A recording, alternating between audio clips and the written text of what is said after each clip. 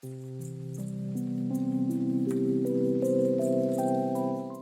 Everyone, welcome to the channel mystic tarot. ये monthly reading है। April का महीना स्टार्ट होने जा रहा है, तो उस दौरान जेमिनी, सन, मून और असेंडेंट लोगों के लिए मैं ये रिकॉर्डिंग करने जा रही हूँ। मंथली रीडिंग्स हैं ये, चूँकि और मंथली रीडिंग्स जो हैं वो करियर और रिलेशनशिप बेस्ड होती हैं। दोनों एस्पेक्ट्स को मैं अलग-अलग से डिस्क्राइब करती हूँ।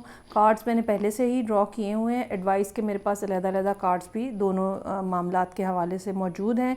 ये तमाम रीडिंग्स जो हैं ये जनरल होती हैं, कलेक्टिव के लिए होती हैं। सो हो सकता है कि आपसे फुली या पार्शली रेजोनेट करें। अगर किसी भी मामले पे आपको हाईली एक्यूरेट किस्म का आंसर रिक्वायर्ड है, तो उसके लिए आई वुड सजेस्ट कि आप पर्सनल रीडिंग की तरफ आएँ, और ताकि वन ऑन वन बेसिस के ऊपर आपका प्रॉब्लम जब वो डिस्कस हो सके। स्टार्ट लूँगी मैं विद द रिलेशनशिप, और देखते हैं कि क्या सिचुएशन है। पहली बात तो ये कि दो लोग हैं हाईली मैच्योर्ड, ठीक है। अच्छा, ये मैच्योरिटी मेंटल लेवल के ऊपर हो सकती है, ये मैच्योरिटी बायोलॉजिकल एज के हिसाब से भी हो सकती है। ये भी पॉसिबिलिटी हो सकती है कि कोई दो लोग हैं जो 45 और 50-55 की रेंज में हैं, और ये मामलात उनके दरमियान में हैं। कोई ऐसी भी बात हो सकती है जहाँ पे दो लोग एक दूसरे के साथ किसी कमिटेड रिलेशनशिप में तो नहीं हैं, लेकिन जो उनका बॉन्ड है वो इस किस्म का है जो कि जिसको हम कहते हैं फेटेड है, हम कहते हैं डेस्टिन्ड है, हम कहते हैं सोलमेट्स हो सकते हैं। इस तरह की भी कोई बात जो है वो पॉसिबल है, क्योंकि यहाँ पे मेरे पास एम्प्रेस और एम्परर का कार्ड मौजूद है। लेकिन जो आप दोनों के दरमियान में मामलात हैं वो बहुत ही कोई ना पैटी किस्म की बातें लग रही हैं। 4 of pentacles, page of swords, page of cups, मतलब आप दोनों जो हाईली मैच्योर्ड या हाईली इवॉल्व किस्म के लोग हैं, स्पिरिचुअली भी बहुत ज़्यादा इवॉल्व हो सकते हैं, लेकिन किसी छोटी सी बात के ऊपर या किसी चाइल्डिश सी बात के ऊपर जो है ना वो आप दोनों के दरमियान में कोई मसला है। मेरा मतलब है बाज़ दफ़ा बातें बड़ी होती हैं लेकिन हम उसको रिज़ॉल्व कर सकते हैं, लेकिन यहाँ पे ऐसे लगता है जैसे चीज़ें जो है ना वो नहीं इस तरह से डील या उनको एक तरह से टेकअप नहीं किया गया, और अब जो है ना बात बहुत ही माइनर चीज़ के ऊपर जो है वो आ चुकी है। यहाँ पे जो जेमिनी लोगों के लिए कार्ड नज़र आ रहा है वो एम्प्रेस का कार्ड नज़र आ रहा है। आप बहुत ही ज़्यादा बैकफुट के ऊपर नज़र आ रहे हैं, ठीक है। यू आर मोर इंक्लाइंड कि भाई दूसरा पर्सन जो है ना वो कोई एक्शन ले, वो कोई सॉरी बोले, वो कोई बात जो है वो स्टार्ट करे। आपको पता है कि ये पर्सन जो है आपके लिए ट्रू सोर्स ऑफ हैप्पीनेस है, लेकिन इसके बावजूद you have become very silent might be, या you are sitting back, laid back किस्म का एक एटीट्यूड है। हो सकता है कि आपको रीच आउट आपने किया हो पहले और इस पर्सन ने कोई रिस्पॉन्स ना दिया हो, तो अब आपने भी इसी बात के ऊपर जो है वो बैकफुट पे आप चले गए हैं। डिज़ायर आपकी ये है कि ये पर्सन जो है ना अप फ्रंट आपके सामने आए और आपसे कोई सॉरी बोले या दोबारा से बातचीत स्टार्ट करने की कोशिश करे। पर्सन जो है वो एम्परर की एनर्जी के अंदर है। ईगो यहाँ पे इन्वॉल्व हो सकती है, यहाँ पे एक कंट्रोलिंग एटीट्यूड इन्वॉल्व हो सकता है जो कि ये पर्सन जो है वो रखना चाह रहा है। हो सकता है कि इनकी ईगो इस तरह से हर्ट हुई है जिसके बाद इन्होंने चीज़ों को कंट्रोल करने की कोशिश की है, या अपने आप को कंट्रोल करने की, अपने आप को लिमिटेड करने की कोशिश की है। कंट्रोल का मतलब यहाँ पे ये भी हो सकता है कि इन्होंने अपने आप को, अपने रिसोर्सेज को, अपने इमोशंस को, फीलिंग्स को, एनर्जी को जो कि आपकी तरफ जा रही थी उसको भी रिस्ट्रेन किया है, उसको भी कंट्रोल किया है। हालांकि जब कुछ अर्सा पहले तक ये सिचुएशन आप दोनों के दरमियान में बहुत ही बेहतर नज़र आ रही है, 6 ऑफ सोर्ड्स का कार्ड है, और चीज़ें जो हैं वो ग्रेजुअली बहुत ज़्यादा अच्छे फ्लो में नज़र आई थी, और उसके बाद फिर सडनली कुछ इस किस्म की बात हुई है जो कि किसी किस्म का हार्ट ब्रेक बना सकती है, किसी किस्म की डिसअपॉइंटमेंट हो सकती है, और उसकी वजह से आप जो हैं वो चुप करके अब बैठ गए हैं।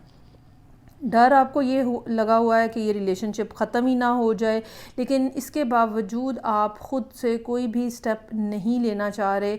यहाँ पे एस ऑफ सोर्ड्स का कार्ड है। कोई बात ऐसी है, कोई कम्युनिकेशन ऐसी है जो कि होनी चाहिए और नहीं हो पा रही ड्यू टू दिस कि ये पर्सन जो है ये क्वाइट है और अब आपने भी एफर्ट करना छोड़ दिया है। सो एम्प्रेस का कार्ड है यहाँ पे, और उसके नीचे किंग ऑफ वॉन्ड्स का कार्ड है।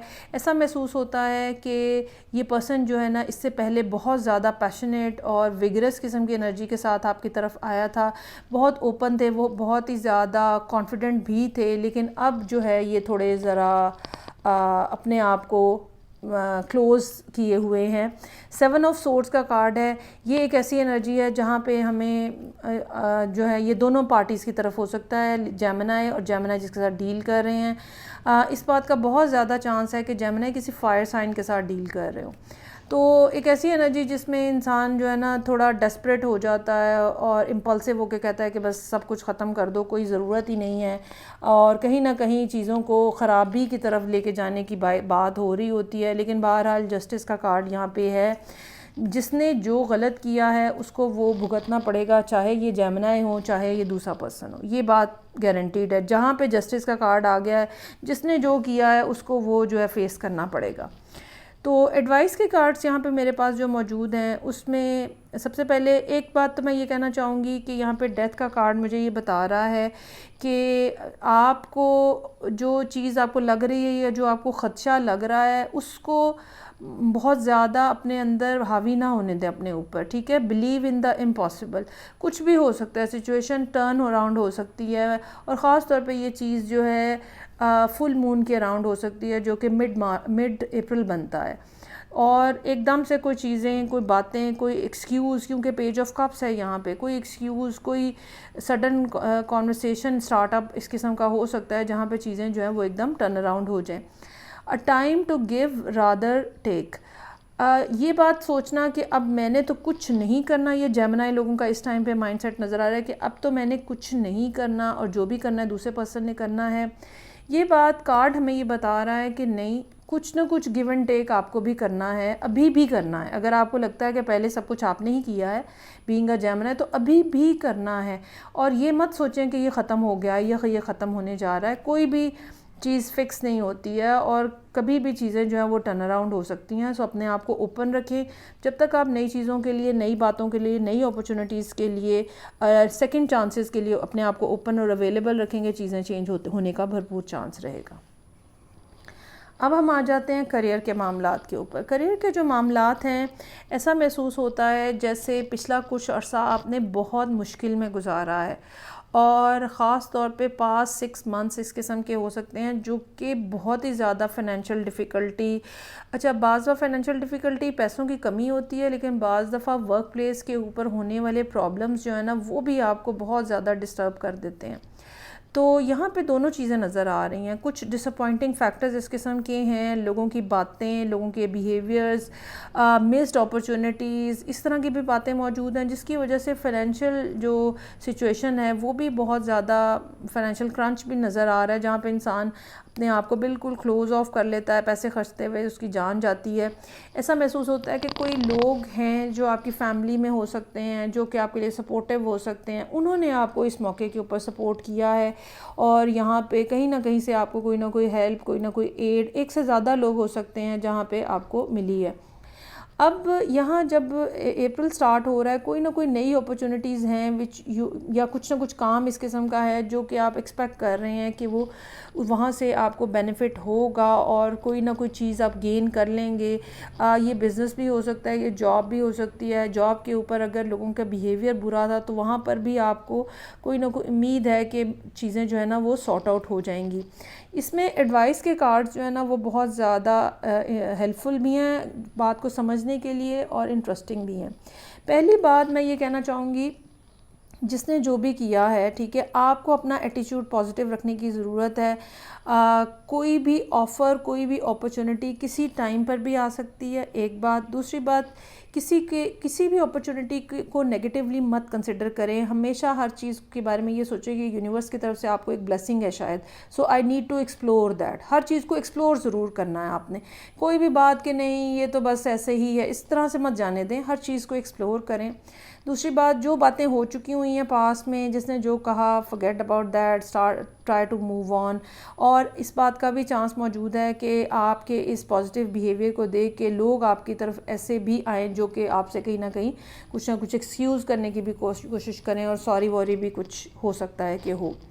यहाँ पे जो एडवाइस के कार्ड है उसमें पहला कार्ड वेल का कार्ड है, जो कि वेल जब ब्रीच करती है पानी को तो ऐसा है जैसे मुश्किलात एक समुंदर की तरह आपके इर्द गिर्द हैं और आप उसमें से ब्रीच आउट कर रहे हैं, ठीक है, आप उन मुश्किलात को फाड़ के बाहर निकलने की कोशिश कर रहे हैं।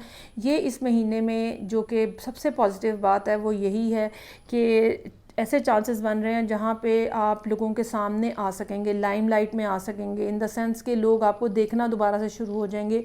अगर आपने पिछला कुछ अरसा अपने किसी छोटी सी जगह पे बंद होकर गुजारा है या लोगों ने आपको बहुत ज़्यादा इग्नोर किया है, तो अब आपकी कोई ना कोई इस तरह की सूरत हाल डेवलप होगी जहाँ पे आप लोगों के सामने आएंगे। लोग जो भी काम आप कर रहे हैं उसको अप्रिशिएट करेंगे, और जो भी काम आप कर रहे हैं वहाँ पे गेन का चांस बहुत ज़्यादा मौजूद है, क्योंकि डांस और सेलिब्रेशन का कार्ड है। कुछ ना कुछ ऐसा है जो आप अचीव करने जा रहे हैं, कुछ ना कुछ मामलात इस किस्म के हैं जो कि आपके रिज़ॉल्व होने जा रहे हैं, financially, career wise, job, business, कोई भी बात हो सकती है।